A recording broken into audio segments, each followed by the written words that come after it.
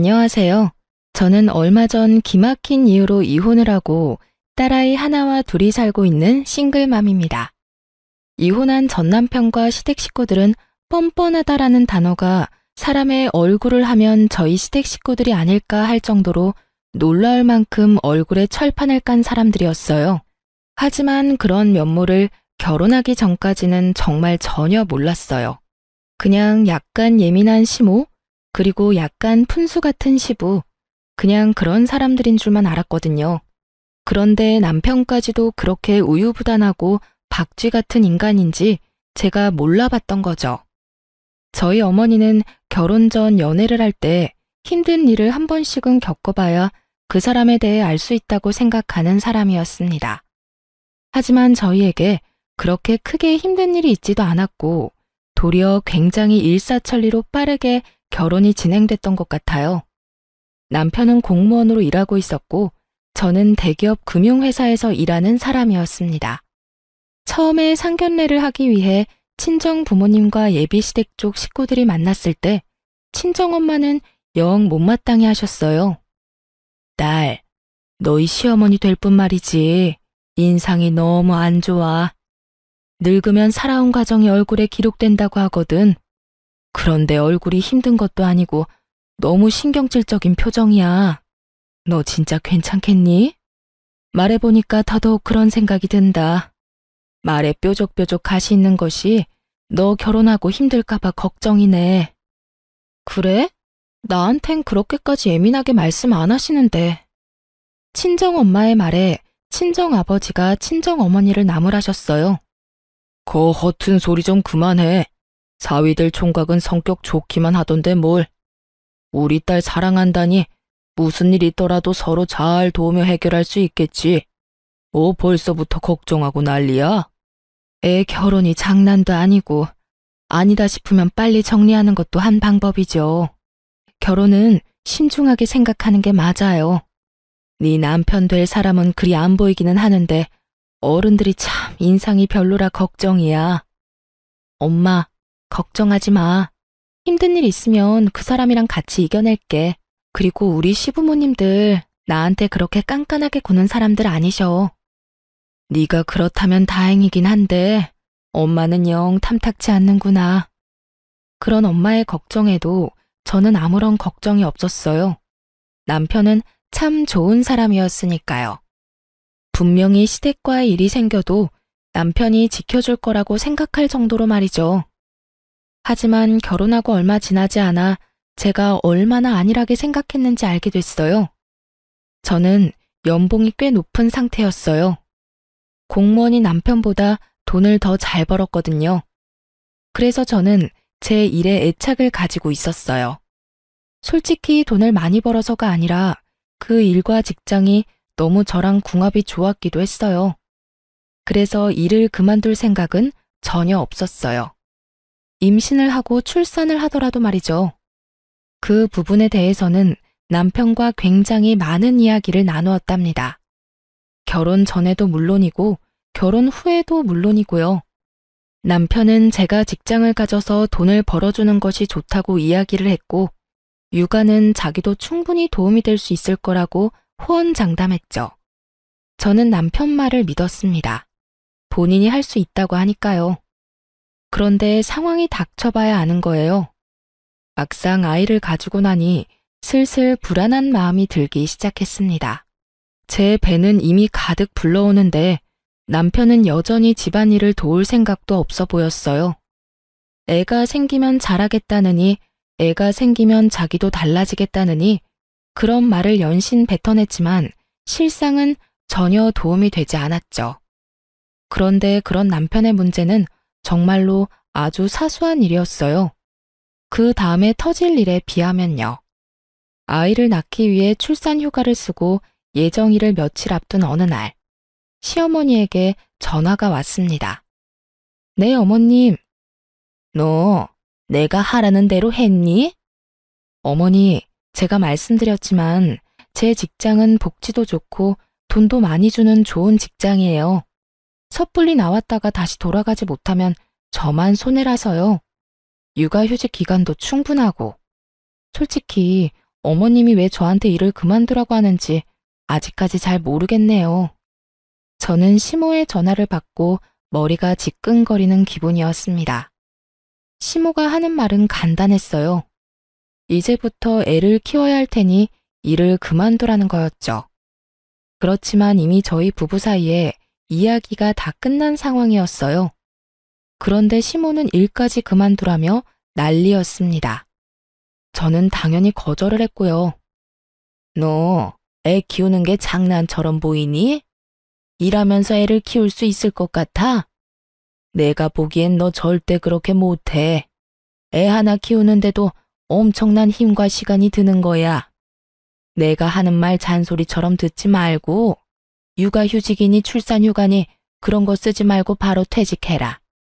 그게 너한테 더 좋을 일이다. 우리 아들이 돈을 못 버는 것도 아니고 명망 있는 직장에 돈도 충분히 벌어오는데 넌 왜 이렇게 고집을 피워? 결국 이런 식으로 시작된 시모와의 대화는 언제나처럼 고구마 100개를 먹은 것처럼 답답하게 끝나고야 말았어요.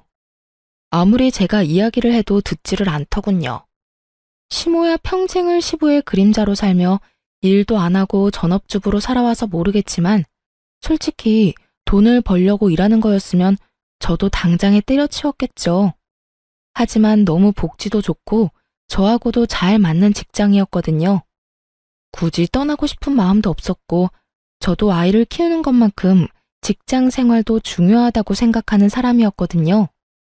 그런 제가 시모의 전화를 하루에도 몇 통을 받으니 결국 참지 못하고 남편에게 말했어요. 그런데 남편 말이 더 웃겼습니다.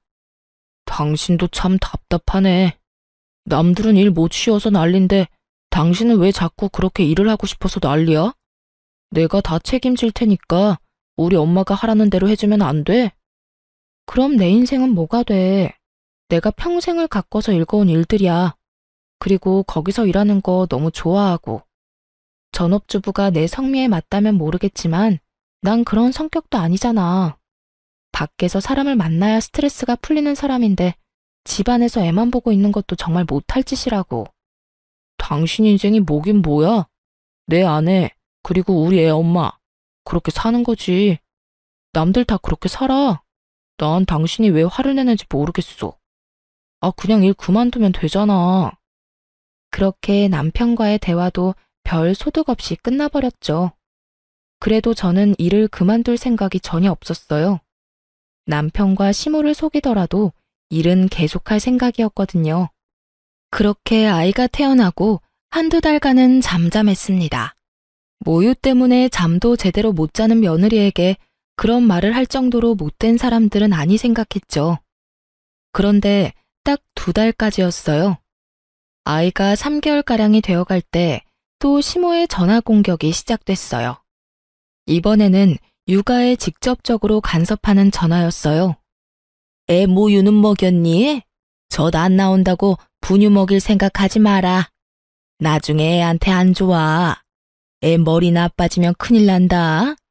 그리고 집도 따뜻하게 해놓고 시원하게 한답시고 여름에 에어컨 틀어놓고 그러면 안 된다. 그리고 절대로 애 눕혀놓고 흔드는 기계 같은 건 함부로 쓸 생각 말고. 엄마가 안아야 해. 엄마가. 정서적으로도 안 좋고 흔들리면서 뇌라도 다치면 어떡하니? 또 유모차 같은 건 좋은 걸로 사. 돈 아끼지 말고. 그리고 너 일 그만둔 거 맞긴 하니? 절대로 일한다고 설치지 마라. 애 3살 때까지는 엄마가 보는 게 맞는 거야. 아니, 그 이후로도 엄마가 계속 보는 게 맞지. 끊임없이 아이 육아 그리고 제 퇴직과 관련된 간섭이었어요. 그것이 맞는 말이더라도 매일 10통이 넘는 전화를 받으면요. 이게 걱정이라는 생각이 전혀 안 들거든요. 와서 돌봐줄 생각은 없으시면서 매번 말로 사람을 채근하며 애가 아프기라도 하면 제 탓인 양 말하는 걸 보고 정말 스트레스를 엄청 받았어요. 그 뒤로는 전화도 걸러서 받았어요. 몇 번 받지 않은 적도 있었죠. 그럴 때마다 애가 귀가 예민해서 벨소리가 날 때마다 깨기 때문에 무음으로 해놨다고 했어요. 그렇게 애가 8개월쯤 되자 점점 저도 힘들어졌어요. 애 키워보신 분들은 잘 알 거예요. 애가 아무리 말을 잘 들어도 함께 있는 게 행복해도 몸이 힘들고 축나는 건 어쩔 수 없다는 걸요. 차라리 일을 하는 게 더 낫다 싶을 때가 있다는 걸요. 저도 그랬어요. 게다가 시모의 전화 때문에 오기도 생겼거든요. 저렇게 일 그만두라고 하면 일이 하고 싶어지더라고요. 그래서 가까이 사는 친정엄마에게 고민 상담을 좀 했어요. 친정엄마가 그러더군요. 그래, 네가 도와줄 사람이 없다면 또 모를까. 이렇게 든든한 엄마가 있는데 걱정하지 마. 내가 귀여운 손녀 잘 키워줄 테니까 걱정하지 말고. 너무 고마운 마음에 매달 돈도 드리고 애가 어린이집에 들어갈 13개월까지만 봐달라고 했죠. 만 1살이 되면 어린이집 보낼 생각이었거든요. 그렇게 일에 복귀를 하니 정말 좋더군요. 집안에 있을 때는 애 때문에 집안일 때문에 이래저래 신경을 많이 쓰고 스트레스도 받았는데 일을 하러 오니 스트레스를 받을 일이 없더군요. 저만 잘하면 크게 문제 생길 일이 없는 게 일이잖아요. 그런데 제가 멋대로 일을 시작했다고 생각한 건지 시모가 제게 전화를 시도 때도 없이 걸기 시작했어요. 그런데 이번에는 새벽이며 한밤중이며 가리지 않았던 거예요. 아이 때문에 전화를 했을 때는 거의 대부분이 낮이었거든요. 그런데 일을 시작하고 나니 밤 11시, 새벽 4시 일을 하고 있는 시간까지 하루에 20통 넘게 제가 전화를 받을 때까지 하실 때도 있었어요. 나는 걱정이다. 너 이렇게 일한다고 설치다가 나중에 애한테 집중 못할까 봐 걱정이고 네가 돈 많이 버는 거야 내가 알지만 아들만 벌어도 되는데 왜 자꾸 너까지 설치는지. 그냥 집에서 쉬면서 애나 보면서 내조나 하렴. 너까지 밖으로 나돌아다니지 말고. 받을 때마다 이 용건이었어요. 누군가 들으면 굉장히 차분히 타이르는 말투였죠. 그리고 어떤 사람들이 들으면 참 며느리를 쉬게 해주려 노력하는구나 싶을 정도였죠. 하지만 그 의도는 전혀 그런 것이 아니었어요. 아이를 위해 제 인생을 희생하는 게 맞는 거다 라며 거의 세뇌 수준으로 말하고 있는 거였죠. 게다가 새벽과 한밤중에 전화해서 그러는 건 정말 말도 안 되는 일이잖아요.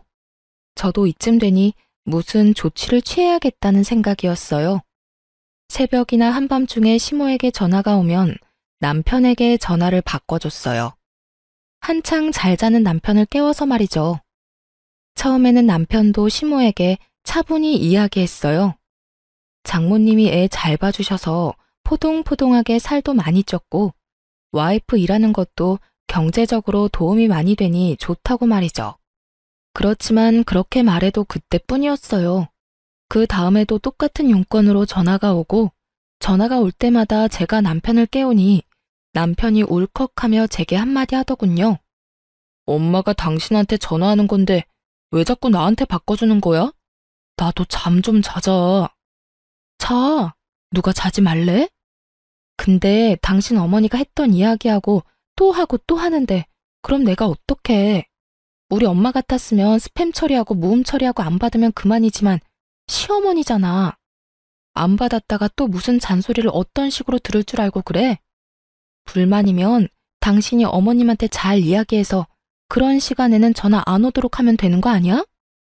그러게. 그냥 엄마 하는 말 들었으면 되잖아. 괜히 당신이 일한답시고 난리치는 바람에. 그럼 매달 부모님 용돈 누구 돈으로 줘?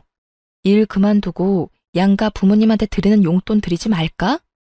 제 말에 남편 놈 입이 꾹 다물어지더군요. 아무리 남편 직장이 안정적이면 뭐해요. 혼자 벌어서 살 수 있을 만큼 대한민국이 녹록한 곳은 아니잖아요. 둘이 벌어도 쪽박차기 십장인 곳에서 왜 벌이라니.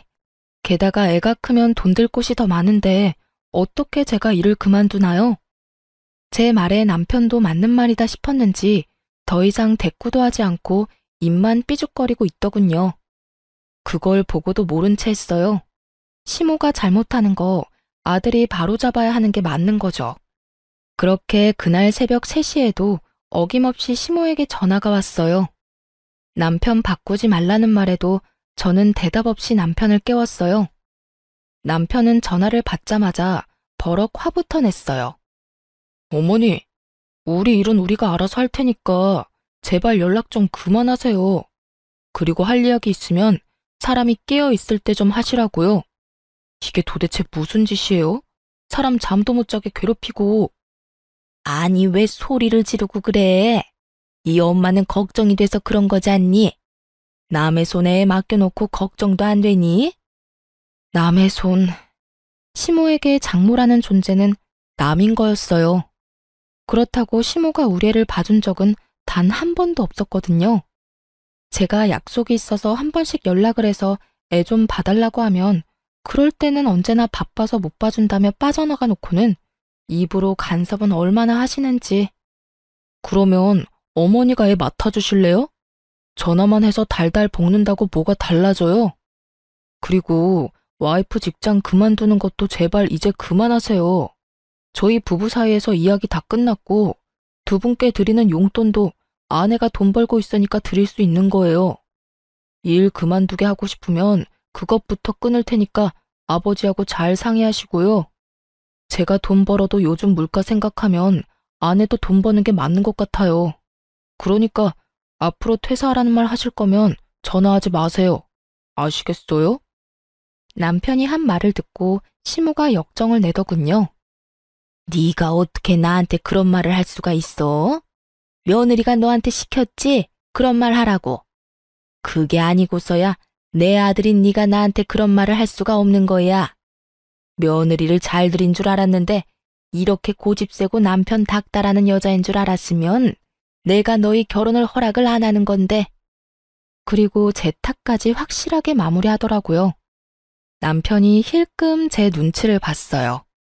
조용한 새벽에 소리치는 시모 목소리가 폰 너머로 들리지 않을 리가 없었죠. 어머니, 그런 거 아니에요. 저희끼리 이야기 끝났으니까 어머니도 더 이상 간섭하지 말라는 거예요. 저희 부부끼리 알아서 할 테니까 걱정이 되더라도 맡기시고요. 그리고 제발 새벽에 전화하지 마세요. 예? 그렇게 남편이 시모에게 확실하고 냉정하게 말하고 나자 드디어 시모는 제게 연락을 끊었어요. 그리고 저에게 아무런 말도 못했죠. 저는 모르는 척 했어요. 시모는 저를 볼 때마다 한숨을 쉬며 하고 싶은 말을 삼키는 모양이었어요. 차라리 낫다고 생각했어요.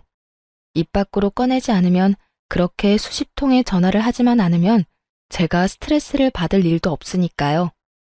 그렇지만 시모가 별 문제 없으니 이번에는 시부가 저를 괴롭히더군요. 며느라가 일도 이제 시작하는 거 보니 몸도 많이 좋아진 것 같은데 둘째는 언제 가질 생각이냐? 쓸모없이 돈만 축내는 딸보다는 아들이 최고야. 아들 하나는 낳아둬야 집안이 편한 법이다. 시부의 남아선호 사상이 시작됐거든요. 요즘 같은 시대에 무슨 시대에 덜 떨어진 생각인가 싶겠지만 실제로 그렇게 생각하는 사람이 생각보다 많아요. 그리고 나이가 많으면 많을수록 아들이 전부라고 생각하는 사람은 더 많은 법이죠. 애가 2살이 됐을 무렵부터 꾸준히 시부가 제게 말했어요. 솔직하게 말하자면 둘째를 가지고 싶은 생각은 없었어요. 하나만으로도 벅차다는 생각이었고 육아휴직을 2번이나 쓰는 것도 눈치가 보이는 상황이었죠. 물론 직장 사람들 그 누구도 제게 무엇라 하지 않겠지만 제 마음이 미안함으로 가득했거든요. 그래서 말로만 네, 생기면 낳아야죠 하고 건성으로 답하기 일쑤였어요. 그런데 저희 딸이 만으로 4살이 됐을 무렵 그 일이 벌어졌어요. 그날은 어린이날로 딸아이가 아주 기대하던 날이었어요. 딸애는 기분이 좋아서 아침부터 난리였어요. 가고 싶다고 노래를 부르던 동물원을 일찍 갔다가 오후에 시댁으로 향했어요.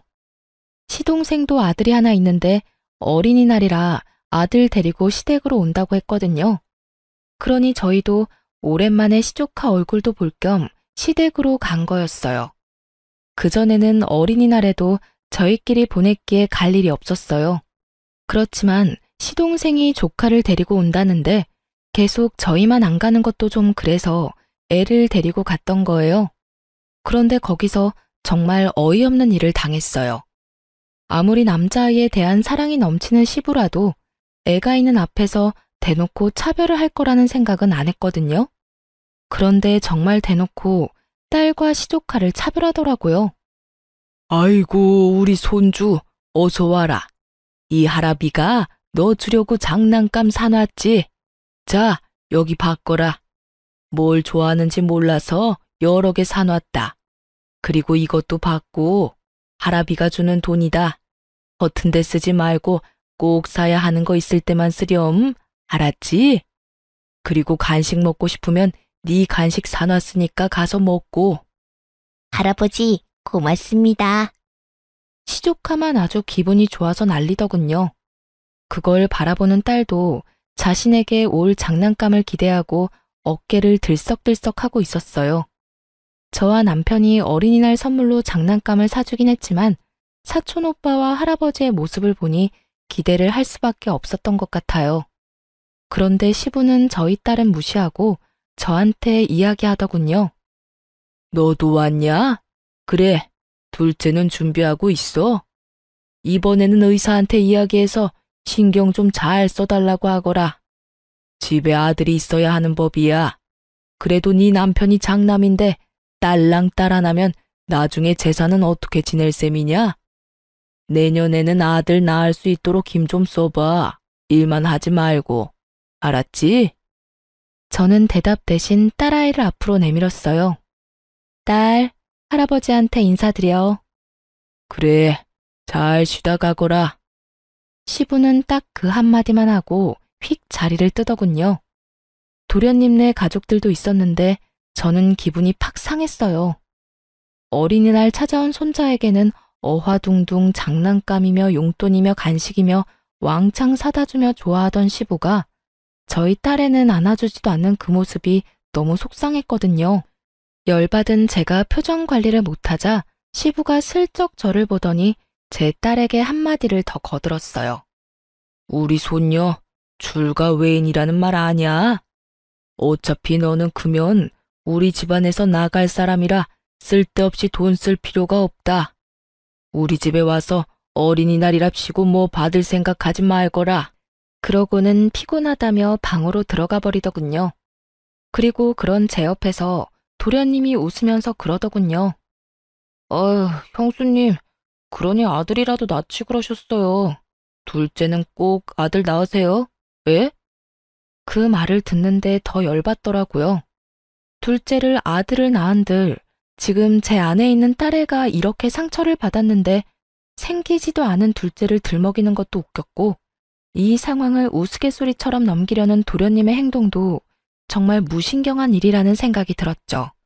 결국 열받아서 상처 입은 딸애를 데리고 시부모에게 인사도 하지 않고 나와버렸어요. 저 지독한 남아선호 사상 때문에 제 딸에게 상처를 주고 싶지 않았어요. 앞으로 2번 다시 안 올 거야. 남편에게 말하고 친정으로 애를 데려갔어요. 저희 친정은 제 딸이 첫 손주이기도 하고 어릴 때부터 봐주셔서 그런지 무척 좋아해 주셨거든요. 역시나 좋아해 주셨어요. 장난감도 많이 준비해 주셨고 요즘 아이가 좋아하는 예쁜 드레스에 딸애가 좋아하는 음식으로 저녁까지 만들어 두셨더라고요. 행복하게 웃는 딸 모습을 보며 이게 정상적인 거 아닌가 하는 생각을 했죠. 그런데 곧 시부에게 전화가 왔어요. 전화 받기 정말 싫었지만 받았죠. 야, 너희 왜 말도 없이 그냥 갔어? 아버님이 불편해하셔서 빨리 돌아왔어요. 무슨 문제라도 있으세요?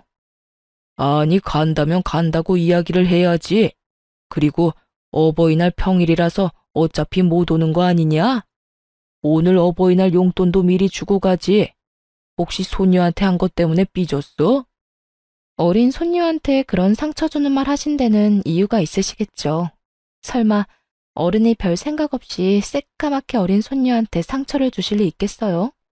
어버이날 전 못 갈 것 같으니까 남편 보낼게요. 너 지금 네 딸한테 기분 나쁜 소리 했다고 나한테 화내냐? 뭐 이런 싸가지 없는 며느리가 있어? 어른이 하는 말에 다 이유가 있는 법인데 그것도 모르고 어디서? 이유 대체 무슨 이유가 있는지 궁금했지만 묻지도 않았어요. 그리고 그 앞에서 바로 남편에게 전화 넘겨줬어요. 스피커폰으로요. 남편이 완전히 당황했어요. 눈앞에 보이는 장인 장모의 표정이 살벌했으니까요. 남편이 제가 건네는 전화를 받더니 얼른 스피커폰부터 꺼버리더군요. 그리고는 밖으로 전화기를 들고 나가버렸어요. 그걸 보던 저희 친정엄마가 그러더라고요. 너희 시댁에 무슨 일이 있니? 시아버지가 왜 저렇게 화가 나셨어? 화는 내가 내야지. 4살밖에 안 된 손녀딸한테 출가 외인이라고 쓸데없는데 돈 쓰기 싫다면서 시동생 아들하고 엄청 차별하셨어. 아무리 아들이 좋다고 해도 그렇지. 대놓고 딸 앞에서 딸한테 상처 준 거 나는 못 참아. 속상해서 눈물을 글썽이는 제 모습에 친정엄마가 저를 토닥여줬어요. 그 뒤에 돌아온 남편은 제게 눈치를 주며 일찍 가자고 하더군요. 저는 그러고 싶지 않아서 그 눈치 뚝 끊어먹고 친정에서 실컷 애 놀게 만들었어요. 그리고 그날 저녁 집으로 돌아가는 차 안에서 딸애가 자고 있을 때 남편에게 말했어요. 나 5월 8일 어버이날 시댁에 안 가. 그렇게 알고 있어. 제발 좀 그만해. 아까 그 일 때문이면 당신이 이해 좀 해. 원래 그런 분인 걸 어떡해? 그렇다고 나더러 불효를 저지르라는 거야? 뭔 헛소리야. 당신 부모님이니까 당신이 효도하고 싶으면 해. 누가 그걸 막는데? 딸 낳은 며느리 마음에 안 들어 하시고 손녀까지 마음에 안 들어 하시니 하는 말 아냐. 어린이날에도 손녀딸 한 번도 안아주지도 않는 분들한테 뭘 바라겠어? 당신이 다 알아서 해. 나는 그쪽에 신경 안 쓸 테니까. 당신이 나 대신 신경 쓰고 잘해드려. 나한테는 해달라고 바라지 말고. 제발 좀 이성적으로 생각해. 저는 입을 닫았어요. 남편이 제 모습에 눈치만 연신 보더군요. 속이 탔을 거예요. 어버이날 양가 부모님께 드리는 용돈은 제 월급에서 나왔거든요. 그런데 제가 시댁에 안 간다니 그거부터 걱정이 된 모양이었어요. 그리고 5월 8일이 됐고 저는 친정으로, 남편은 시댁으로 향했죠. 그런데 제가 친정에 있는 동안 시부에게 전화가 왔더군요. 너 왜 우리 집에 안 오냐? 애아빠 도착 안 했나요? 그 사람이 가기로 했는데요. 너는 뭐하고 안 와? 아들이 너 안 와서 용돈 없다고 하던데. 어버이날 용돈 100만 원 안 줄 거야? 저한테 돈 맡겨놓으셨어요? 용돈 100만 원을 왜 저한테 와서 찾으세요? 저도 돈 없어요, 아버님. 아드님 능력 좋은데 아드님한테 요구하시면 되죠. 저한테까지 전화하시는 이유를 모르겠네요. 멀쩡한 아들을 놔두고 싸가지 없는 며느리한테 전화를 왜 하셔요? 너 저번에 어린이날 있었던 것 때문에 이러는 거면? 그 말에 저는 대답조차 안 했어요. 눈치를 챈 거죠. 그것 때문에 제가 기분이 나쁘다는 티를 팍팍 냈으니까요. 시부는 그 상태로 전화를 뚝 끊더군요. 그런데 그 뒤에 저희 엄마에게 전화가 왔어요. 시부가 대뜸 저희 친정엄마에게 전화해서는 물어보는 거예요. 사돈, 내 하나 물어봅시다.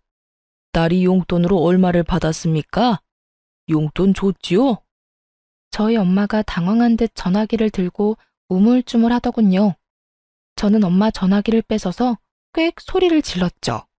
아버님, 저희 어머니한테 용돈 100만 원 드렸어요. 솔직히 엄마가 우리 애도 봐주고 반찬도 해주셔서 100만 원도 모자라는 생각이 들 정도거든요. 그리고 이번 어린이날에도 우리 딸한테 돈을 많이 쓰셔서 그만큼 다 돌려드렸어요. 그런데 그게 그렇게 궁금하세요? 아드님한테 돈 달라고 하시면 되지. 왜 뜬금없이 저희 부모님한테 전화해서 이런 무례한 행동 하시는 거예요? 지금 저희 어머니한테 전화해서 돈 얼마 받았냐고 추궁하는 거 얼마나 무례하고 생각 없는 일인지 모르시는 건 아니죠? 결국 제 입에서도 좋은 말이 안 나왔어요. 그랬더니 시부가 욕을 어찌나 하던지. 부모가 다 똑같은 부모지. 왜 너희 부모한테만 용돈을 줘? 그리고 무례해? 네가 먼저 싸가지 없는 짓 안 했으면 나도 이런 짓 안 했지. 너 돈 좀 번다고 유세 떠는 거냐? 어버이날 챙겨야 할 부모가 4분이나 있는데 저 혼자 다 어떻게 책임지나요? 남편은 남편 부모님 챙기는 거고, 저는 제 부모님 챙기는 건데, 왜 화가 났는지 모르겠네요. 그리고 솔직히 시댁에서 저희 애랑 저희한테 신경 쓰신 적은 있어요? 어린이날에도 어린애들 차별하는 거 보고 기도 안 찼는데, 이제는 전화 와서 당당하게 용돈까지 요구하시고, 필요하면 제 남편한테 말씀하세요. 그리고 제가 싸가지 없는 짓을 왜 했는지 잘 생각해 보세요. 나이값도 못하고 손녀딸한테 출가 외인이네 어쩌네.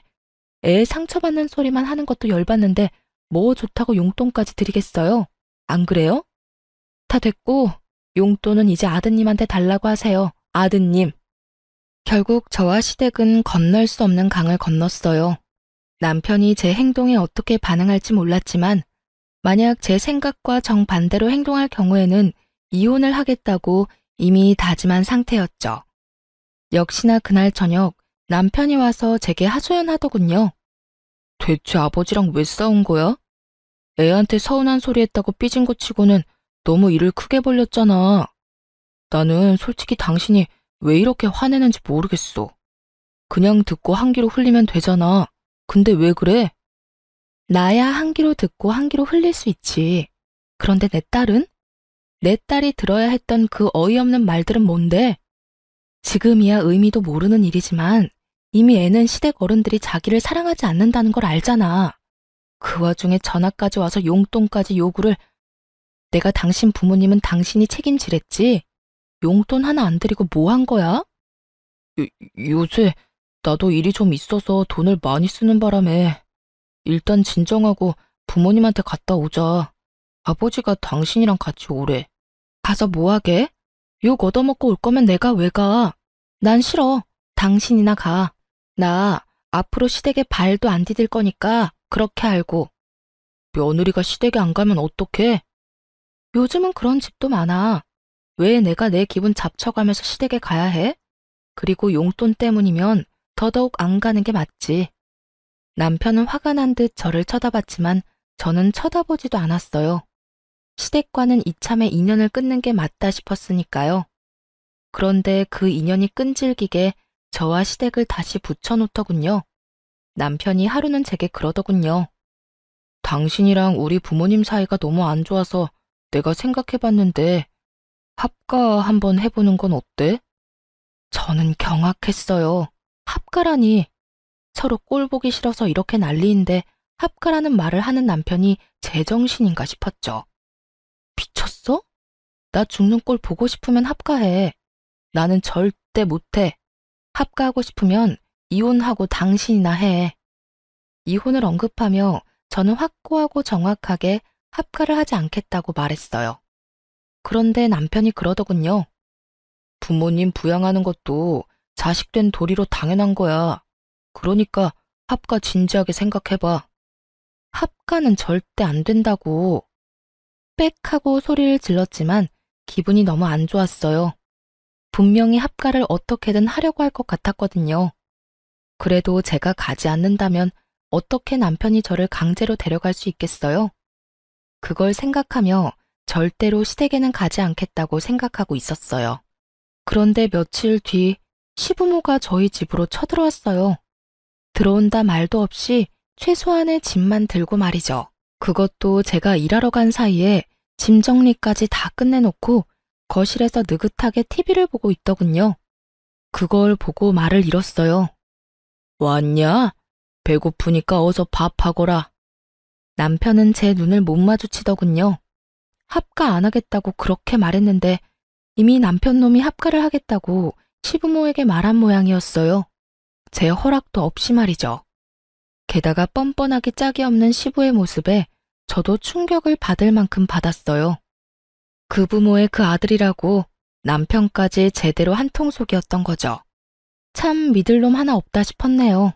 게다가 제가 친정에서 애를 데리고 집에 들어온 시간이 저녁 8시였어요. 저희는 이미 친정에서 밥을 다 먹은 상태였고 남편에게 미리 문자를 했어요. 우리는 밥 먼저 먹고 갈 테니 당신은 알아서 해결하라고 말이죠. 그런데 여태까지 밥도 안 먹고 있다가 제가 오니 밥을 달라니 저는 아무 말 없이 남편을 쳐다봤어요. 당신, 이거 뭐 하는 짓이야? 뭐가? 내가 말했잖아. 부모님이랑 합가하자고. 난 절대 안 된다고 했지. 야, 너 며느리가 시부모 부양하는 거 당연한 거 아니냐? 그리고 이미 아들이 우리 부양하겠다고 했어. 너한테는 선택권 없다. 네가 알아서 우리 수발 들어야 하는 게 맞는 거야. 어디서 여자가 남편 하는 일에 가타부타 말이 많아? 시부가 나서서 그렇게 말하더군요. 정말 듣기 싫은 그놈의 여자 소리, 시대에 떨어진 사고방식. 진짜 미쳐버리겠더라고요. 저는 남편에게 말했어요.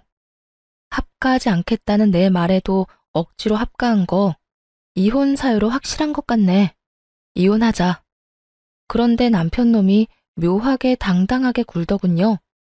그러더니 폰을 딱 꺼내서 손에 올려두더니 뭔가 조작하더라고요. 곧이어 제 핸드폰에 알림이 떴어요. 그리고 저는 제 눈을 의심했습니다. 통장에 1억이 송금된 거 아니겠어요? 그 뒤로 2번이 더 들어왔어요. 총 2억 원이었죠. 하루 송금 한도가 1억이라 2번에 나눠 돈이 들어온 거예요. 봤지?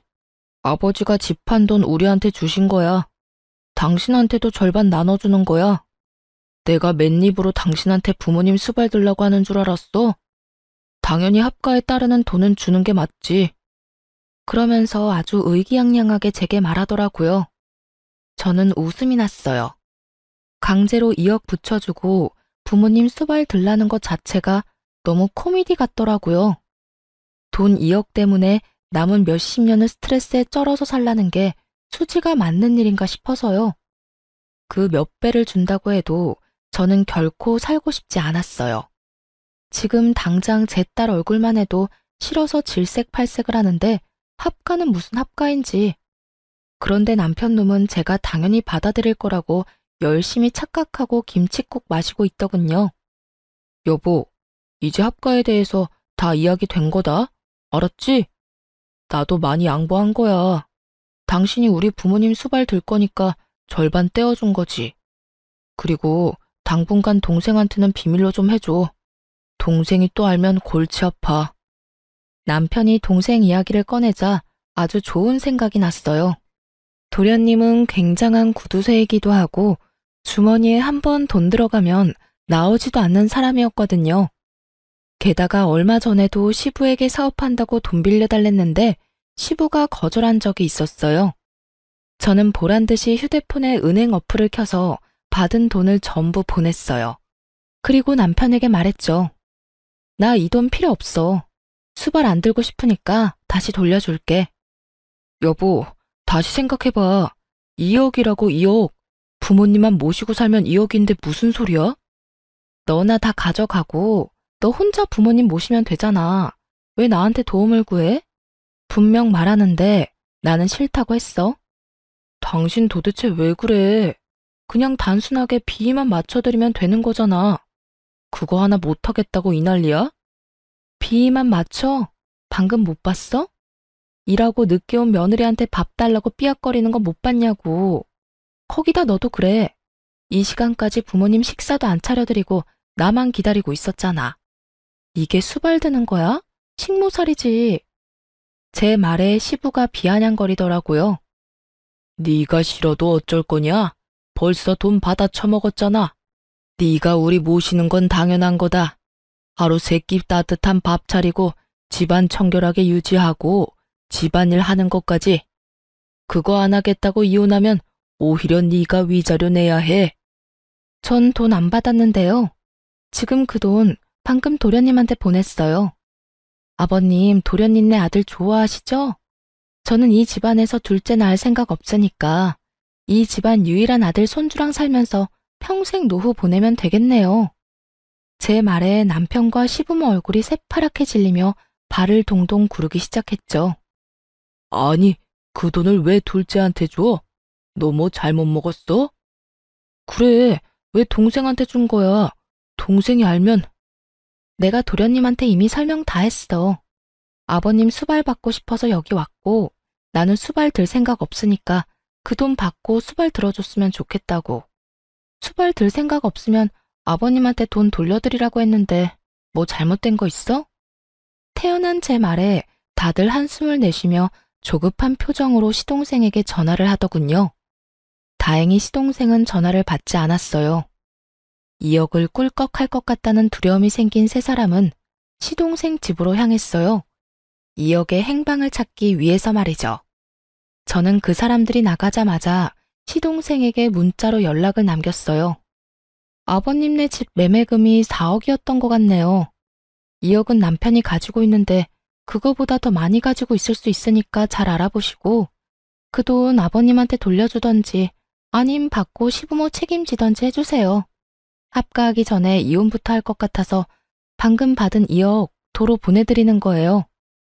금방 정리될 문제는 아닐 테니 이 인간들이 일찍 돌아오지는 못할 거라고 생각했어요. 그 틈에 저는 현관 도어락 비밀번호부터 바꿨어요. 그리고 집안에 있던 시부모 물건들과 남편 물건들이 보이는 족족 모조리 현관 밖으로 던져버렸어요.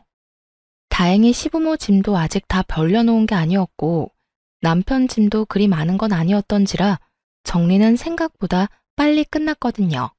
그리고 자정이 다 되어갈 때쯤 세 사람이 집으로 돌아왔더군요. 밖에 쌓인 짐과 바뀐 비밀번호에 놀란 세 사람이 저한테 전화를 하고 밖에서 문을 쿵쿵 두드리고 난리가 났더군요. 여보, 말로 해, 말로. 이렇게 갑자기 문 걸어 잠그면 어떡하자는 거야? 말? 당신은 나한테 말하고 그딴 짓 저질렀던 거야? 내가 분명히 싫다고 이야기했지. 그거 무시하고 돈 억지로 손에 쥐어주고 수발 들어라 마라 한 건 잘못 아니야? 당신은 진짜 선 크게 넘었어. 난 무조건 당신이랑 이혼할 거야. 상의 없이 합가하자며 부모 데려온 당신도 싫고 딸에 대놓고 차별하는 시아버지도 싫고 아침 새벽 가리지 않고 전화와서 간섭하는 시어머니도 싫어. 그래서 이렇게 우리 내보낸다고? 당신 너무하네. 그 집에 들어간 가전이랑 가구 내가 새로 다 해왔잖아. 1,500만 원이나 들었는데 나더러 그냥 가라고? 남편이 저희 집에 들어올 때 당시 있던 헝 가구들은 다 버리고 남편이 새로 싹 다 해왔거든요. 그때 거의 1,500만 원쯤 들긴 했어요. 저는 어이가 없어서 남편에게 말했죠. 내가 당신 부모님 용돈 챙겨드린 것만 해도 1,500 넘을걸? 그래, 좋아. 그 1,500 내가 줄 테니까 내일 우리 회사 앞으로 와. 저는 그 다음날 남편을 만나러 갔어요. 그런데 남편만 있는 게 아니더라고요. 시부모도 떡하니 앉아 있었어요. 저는 보자마자 1,500을 남편 계좌로 이체해줬어요. 여기 1,500. 어차피 나한테 돌아올 돈이니까 아깝지도 않네. 당신이 위자료로 나한테 돈 줘야 하는데 어차피 그걸로 주게 될 거니까. 잘 보관해뒀다가 나중에 그대로 돌려주면 되겠네. 그리고 이혼 소송 오늘 들어가기로 했어. 앞으로 그 이외의 일로 연락하지 마. 잠깐, 그렇게 그냥 가면 안 되지. 그 집 전세금도 재산 분할해야 하는 게 맞는 거 아니야? 너희 같이 산 기간이 5년이 넘는데 당연히 재산 분할도 해야지. 이 말이 나올 거라는 걸 예상은 했어요. 돈까지 시동생에게 뺏긴 이 사람들이 제 돈을 탐내지 않을 리가 없죠. 저는 그 사람들 눈앞에 종이 한 장을 꺼내 팔랑팔랑 흔들었어요. 이게 뭐야? 차용증이요. 제가 부모님께 돈 빌려서 그 집 전세금 마련했다는 증거요. 전세 나오면 그 돈 부모님한테 돌려드리게 되어 있어요.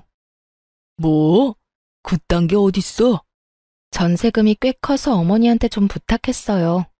5천만 원 넘게 현금 거래하면 증여세 내야 해서 차용증을 쓴 거죠. 그래서 이 집 계약 만료돼서 전세금 나오면 싹 다 친정에 다시 돌려줘야 해요. 사실 어머니에게 매달 용돈을 드리면서 그 용돈으로 원금을 차감하고 있는 중이었지만 그 이야기는 하지 않았어요. 그리고 예상대로 세 사람은 입을 틀어막으며 당황하더라고요. 그럼 너희 재산은? 아무것도 없어요. 모아놓은 것도 애 때문에 다 썼고요. 생활비다 부모님 용돈이다 많이 들어가서 남은 것도 없어요. 예적금이라도 있으면 모르겠는데 그것도 없고. 그래도 다행이잖아요. 남편한테 아직 2억 남아있지 않아요? 그걸로 전세나 월세 장만해서 들어가면 되겠네요.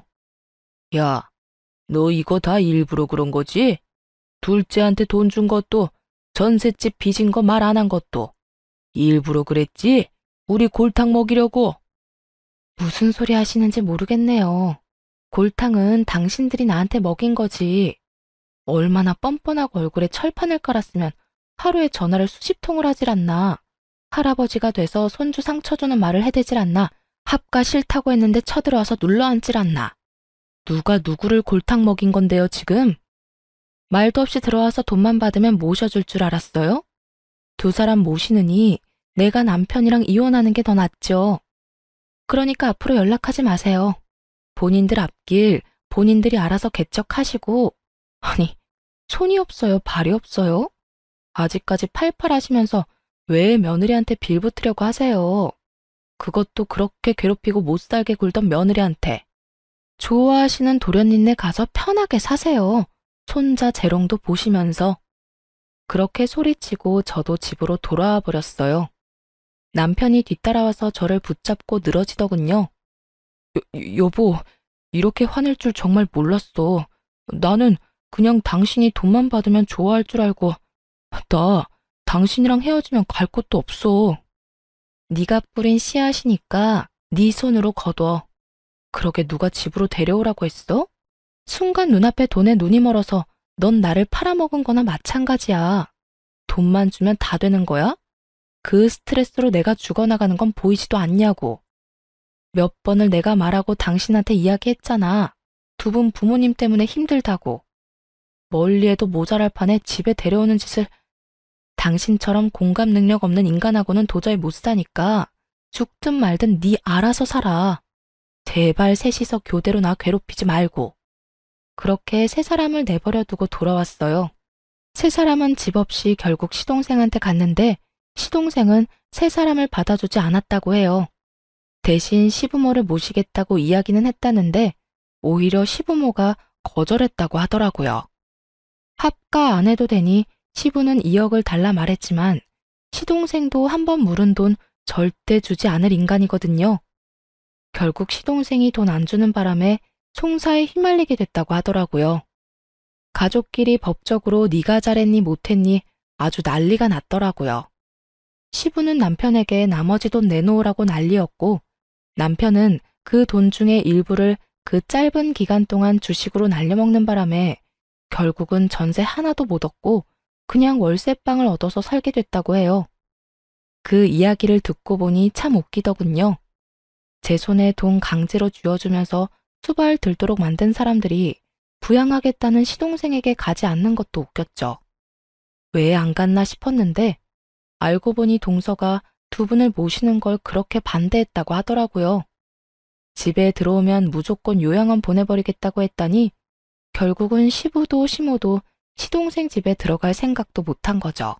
그 상황에 돈은 돌려줄 생각도 하지 않고 있으니 시부모도 화가 났을 거고 결과는 서로가 서로를 까내리는 모양새가 된 거죠.